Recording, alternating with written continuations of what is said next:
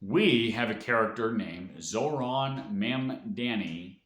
He's Muslim. I believe he's from Iran, and he won the Democrat. Not he's nominated in the Democratic Party to be the runner for the Democratic Party for the mayor of New York City. Now, given New York City, he'll probably win. It's not likely a Republican's going to win that race. So, what does he stand for? He's very soft on crime. He wants to completely overhaul sentence guidelines. He wants to have government-run grocery stores.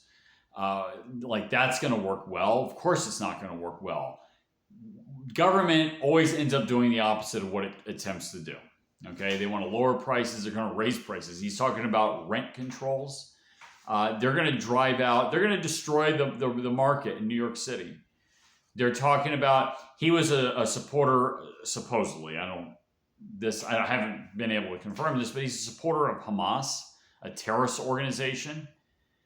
You know, Hamas is not a good organization. It's not good to Palestinians, by the way.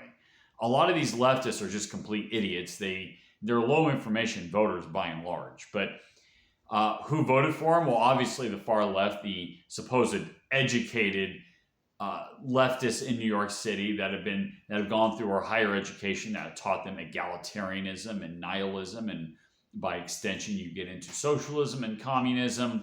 So the idea of price controls don't sound like a bad idea because they don't appreciate the free market, and the free market is reflective of human nature.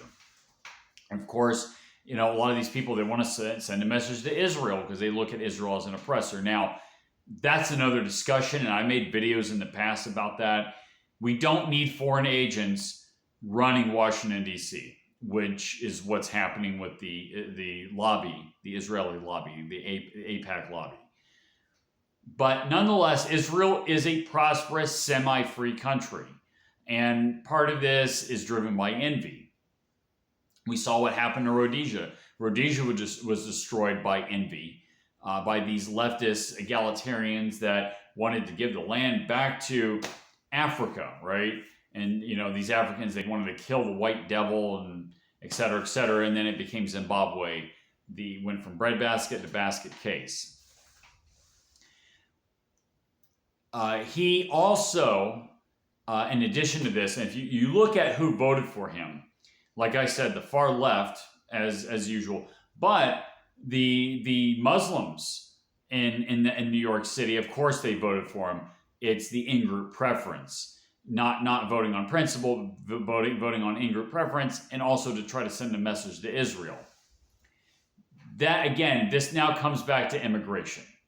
So our education system and immigration is what's producing the far left. Now, the Hispanics didn't, by and large, vote for him. They voted for, I think, Como, if you look at the breakdown. But the Muslims, they voted for him, again, because, you know, they think that this is a smart way to send a message. It really isn't. They voted for Omar in Minnesota, in the Twin Cities, in that district. And she's a complete buffoon. And she supports terrorists as well. But yes, immigration is a problem. Here it is, case in point. Okay, it's not racism. It's that there is an in-group preference that doesn't align with the founding of this country, and that is individual rights and, by extension, laissez-faire capitalism. Okay, this guy is an egalitarian, as you know, you could maybe call socialist. He is going to destroy New York City. He's going to drive more people out of New York City, and they're going to come to my state, which they already are in droves, and it has caused my semi-rural community to turn into urban sprawl. No thanks to people like him and the people who voted for him.